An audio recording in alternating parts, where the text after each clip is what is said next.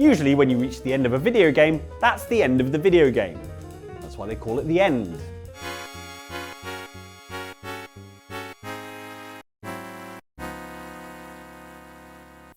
See?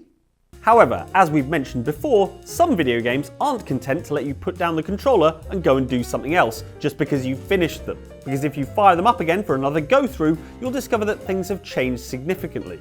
Here then are 7 more games that changed completely on a second playthrough, as inspired by some of the most popular comments on our last video on the subject. Enjoy, and beware massive spoilers for the following games.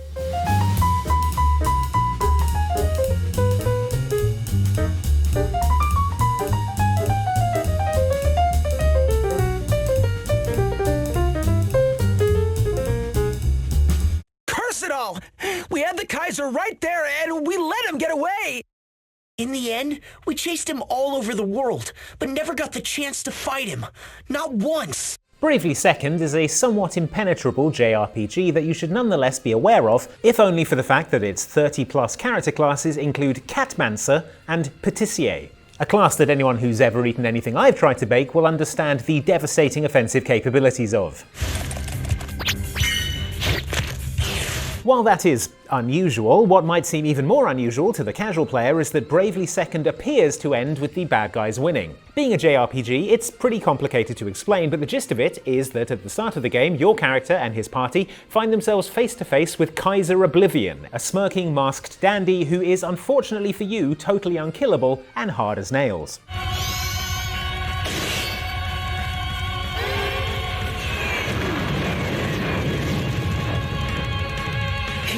Too strong. Before too long, you suffer a total party wipe and wake up a week later in an infirmary, and the game continues from there, with you attempting to find Oblivion, rescue the princess he kidnapped, and get revenge for the ass-beating you took in the prologue. We march against the Skyhold. On our name do I swear, we will deliver Her Holiness from the Kaiser's clutches! However, when you do finally reach Kaiser Oblivion again, instead of the boss fight you've been working towards, he teleports to another plane of existence, his fairy sidekick detonates the moon, and you're forced to fight her instead. You can win this fight, but even if you do, Kaiser Oblivion has escaped and the moon has exploded, leaving you in a desaturated, doomed world that cannot be saved. However, it's at this point that all the cast turn to you and essentially ask you to start a new game plus. If you're out there, watching over us, hear my plea. With all we've learned, and all we've seen, bring us back to where it all began. Yeah, it's not subtle. Now you can start a New Game Plus run with all of your skills, levels and powers, including a magical hourglass that lets you manipulate time. Using this in the opening cutscene allows you to stop time, call on your allies from your first run through, and face off against Kaiser on equal terms. This is our coup de gravy!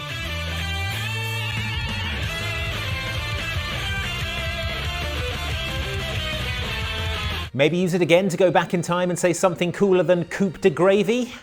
No? Alright, fine. Now you can defeat Kaiser Oblivion, stop him from kidnapping the princess, and discover, oh my gosh, he's your character's long-lost brother! As you'd imagine from stopping the inciting incident of the plot from ever happening, the game is extremely different once you carry on from here, with a story that branches off in different and unexpected directions. You're going to let those paper pushers put you back in your pen like a little piggy, is that it? And completely different choices for you to make. Even if it's for the good of the nation, you shouldn't have to give up the home you love.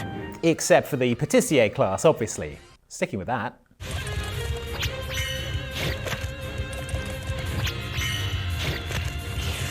That is why you, the Yorha forces, exist. To break this stalemate, once and for all. You are our ultimate weapon, and you must put an end to this war. Understood, sir. Nier Automata is a fast-paced hack-and-slash RPG that asks big questions about the meaning of being alive, and whether a computer program can ever truly understand what that means. And being alive is pretty much a constant stream of embarrassment. Yeah, I think they pretty much got it. But as with many games by developer Yoko Taro, your first playthrough of Nier Automata is merely a glimpse of the iceberg above the waves, and amuse-bouche for the countless hours to follow, once you've got your pesky first run-through of the game out of the way. You're 2B, right? My name's 9S. I'm here to provide support. This first run sees you playing as the android 2B, and will probably take you northwards of 15 hours to complete to earn the game's A ending. The machines have gained emotions, consciousness. Load up New Game Plus for a second go-through, however, and you'll find that things are totally different. Now, you're experiencing the story from the perspective of a completely different character, the android 9S. 9S here, go ahead. While many of the events are the same, playing as a different character gives you a ton of new insight into the story, as well as into the character of 9S himself. Those were the words I heard in the moon server. But why? Although, we never find out why he can explode his own trousers off.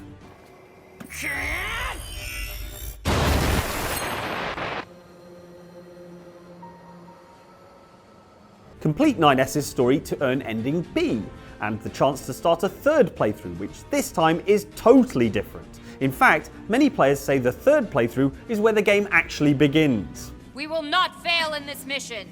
Here and now, we will put an end to this goddamn war! Now the game picks up from where your first two playthroughs ended.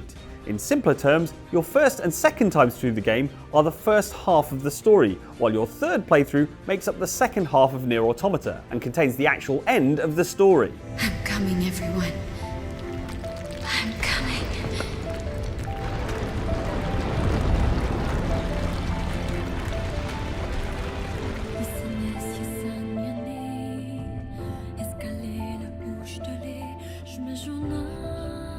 And that's just to finish the actual story. Bear in mind that Nier Automata is a game with as many endings as there are letters in the Roman alphabet.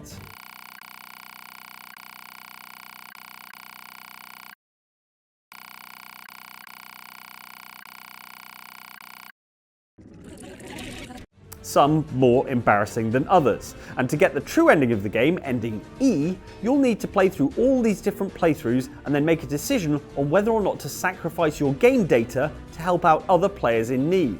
Do you still wish to rescue someone? A total stranger, in spite of this?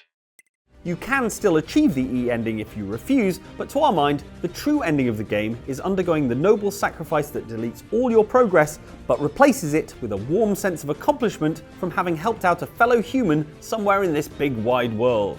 To all of you who spent time with this game, thank you. Thank you for playing. And isn't that what it really means to be alive? The answer is no. It's the constant stream of embarrassment thing.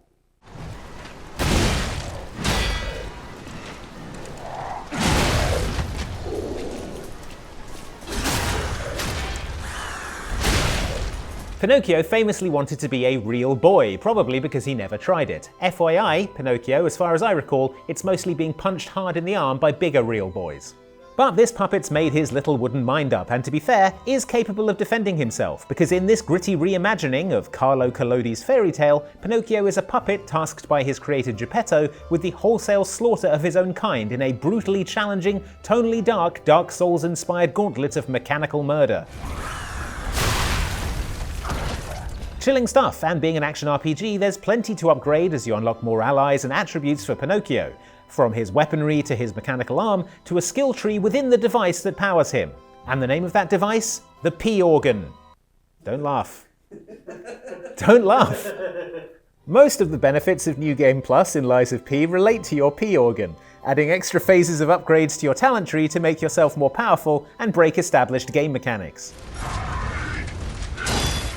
However, the most significant change in New Game Plus, and the one that changes the way you view the game, isn't anything to do with your P-Organ, and instead relates to an item known as the Ergo Wave Decoder. If my suspicions are correct, something in the puppet's very ergo is causing their aggression. You get this weird device in your first playthrough, but it passively completes at the start of a New Game Plus run with an interesting effect for those who want to learn more about the lore of Lies of P's boss puppets. A lot of these boss puppets talk to you during cutscenes and boss fights, but it's almost impossible to tell what they're saying. Their words are subtitled, but these subtitles are made up of odd pictograms that are hard to decipher. The words look like English, but the letters make no sense, so you can't tell what they're trying to say to you. However, that's not the case in New Game Plus, thanks to the completed Ergo Wave Decoder. With this bit of kit in your inventory, the subtitles now appear in English, letting you know exactly what they're saying.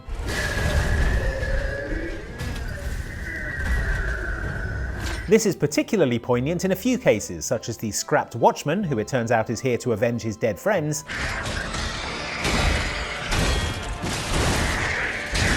and Romeo, the king of puppets, who is a tragic figure plagued by the death of his best friend, watching his world fall apart and doing what he believes to be right. I have to kill you to stop it all. There's no other way. Which is all very dark and serious. And then you remember the P organ, so it all balances out. Once again, we find our hero Peter Parker, better known around the world as the Amazing Spider-Man, in a heap of trouble.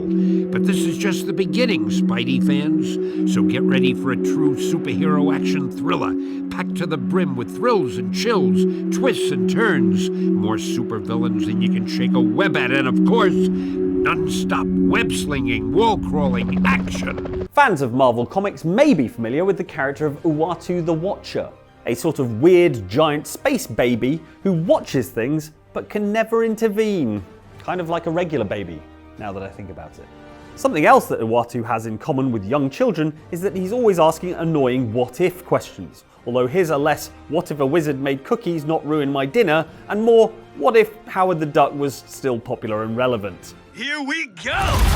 It's this penchant for hypothetical scenarios that Uatu brings to 2000's Spider-Man on the PS1, with the What If mode, a tweaked playthrough of the game unlocked via a cheat code that we thoroughly recommend trying after you've completed the main game. After punching in the code Uatu sees, you are now greeted by the Watcher himself, here with some important sounding dialogue about potentiality and causality and whatnot. I am the Watcher. You already know the outcome of Spider-Man's battle with Dr. Octopus, Carnage, and the symbiotes. But what if?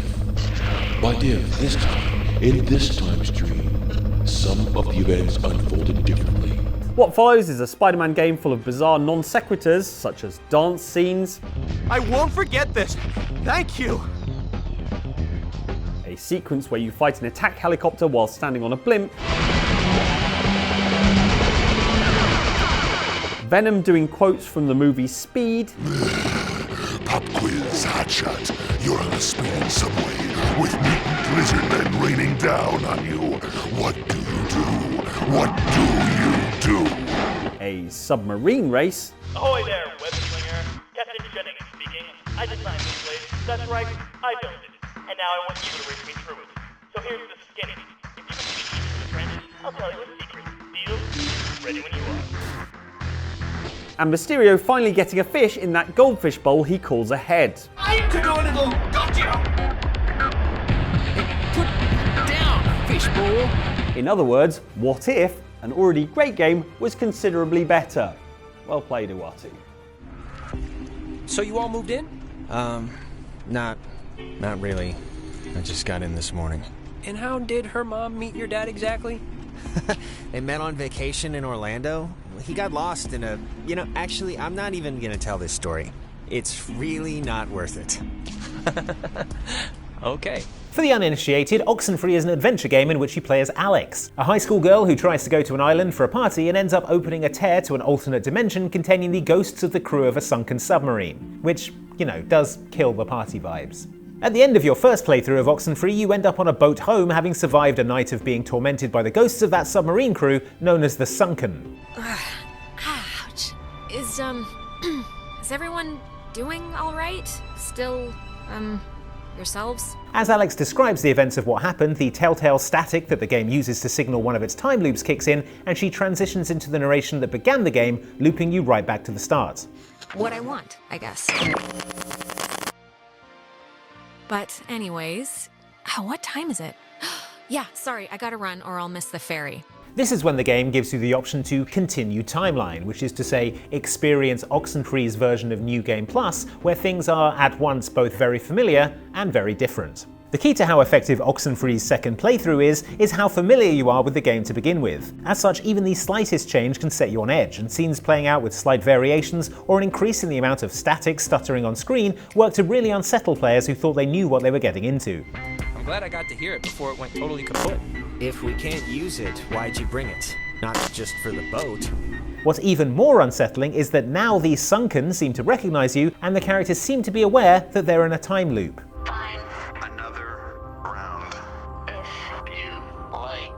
But even though this second playthrough is unsettling, it also offers hope with the addition of radios you encounter that you can use to attempt to communicate with Alex's past self, trying to get her to change her actions so she avoids the island altogether. Alex, can you hear me? Although even that doesn't stop the game from looping around to the start again, so maybe all of this was for nothing? Come on, Oxenfree, I do have other games to play, you know. Watch where you look, laddie. The frightful rayfish is known to stun his quarry with a blinding flash of light. Picking up 5 years after the events of Star Wars Jedi Fallen Order, Jedi Survivor has hero Cal Kestis trying to stay one step ahead of the Empire's constant pursuit while dealing with the burden of being one of the last remaining Jedi in the galaxy. I mean, sort of. Kinda seems like they keep coming out of the woodwork. You're not the only one who survived. Are you kidding me? This guy? Is anyone in this game not a Jedi? Anyway, once you finish the main story in Star Wars Jedi Survivor, you unlock what is known as New Journey Plus, that changes that game in small but significant ways. For a start, and I don't think we can overstate the value of this, you unlock 2 new lightsaber colours, red for if you're feeling evil, and Party, which changes colour every time you swing it.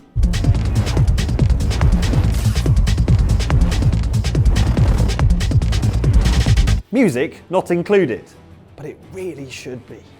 You also unlock 3 new perks which really change how the game plays. First is Purity, which grants a massive increase in weapon damage both for yourself and for your enemies. Hope you're ready for a problem. Feeling the pressure. This really makes lightsabers feel like the one-hit kill weapon they are in the movies, although it does make things a lot harder if you get hit. And speaking of a lot harder, the second perk is Warrior, which replaces standard enemies with new, more difficult combat encounters, basically throwing endgame enemies at you from the get-go. I don't think so. Finally though, we have the perk that is the real game changer, Trendsetter. You may be thinking the worst look Jedi Cal Kestis has ever had to endure is the Padawan rat tail braid he had during the flashbacks in Fallen Order. Do you understand? Yes, Master. But that's where you're wrong, friend. Dead wrong. Because Star Wars Jedi Survivor has a whole host of customization options spread across clothing, haircuts and beards, and if you activate this perk, they randomize every single time you die.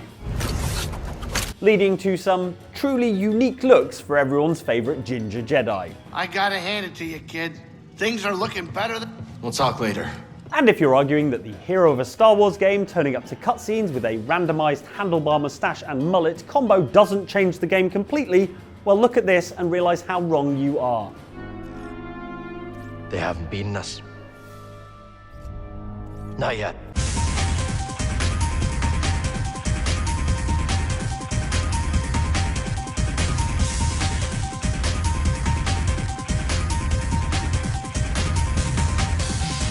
Back in the late 1990s, Squaresoft dipped its toe into the survival horror genre with Parasite Eve, a game in which you play as Aya Brea, an NYPD rookie who is forced to abandon her date to spend the Christmas period doing battle with a shape-shifting biomonster threatening New York.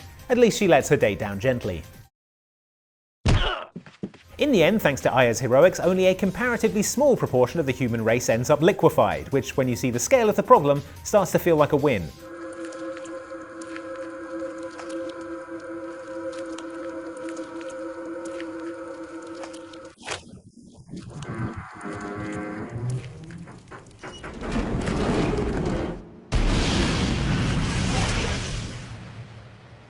Once this, let's call it victory, has been achieved, you unlock Parasite Eve's version of New Game Plus, which is called EX Game. Fire up this EX Game mode and you'll start the game over again with the standard items in your inventory as well as the superpowered weapons and armor that you finished the game with. It'll also be harder, but chances are you won't notice because of your cool endgame guns.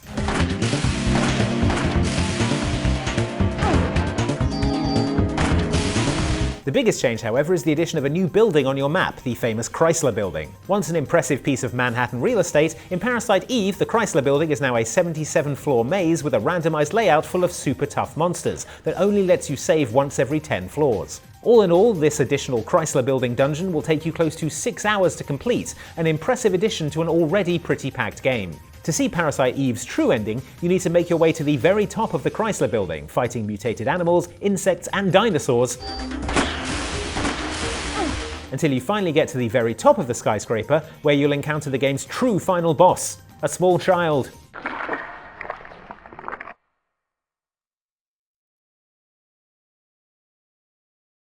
Or rather not, because it is just the true final boss taking the form of your character's sister before turning into a floating green woman and kicking your ass.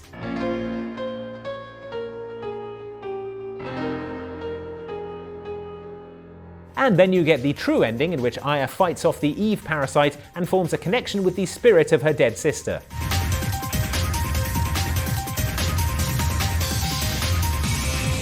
Which I think is a happy ending.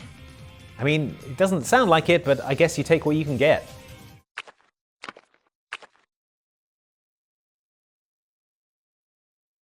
Folks, thank you so much for watching this video. Please do like and subscribe if you enjoyed this. We've got another couple of videos up here, one from us and one from Outside Extra. I'm gonna level with you. They're funny, they're good, but I'm not convinced there's anything in there that's funnier than P organ. So I just have to live with that, but you know, click on them anyway. Sorry.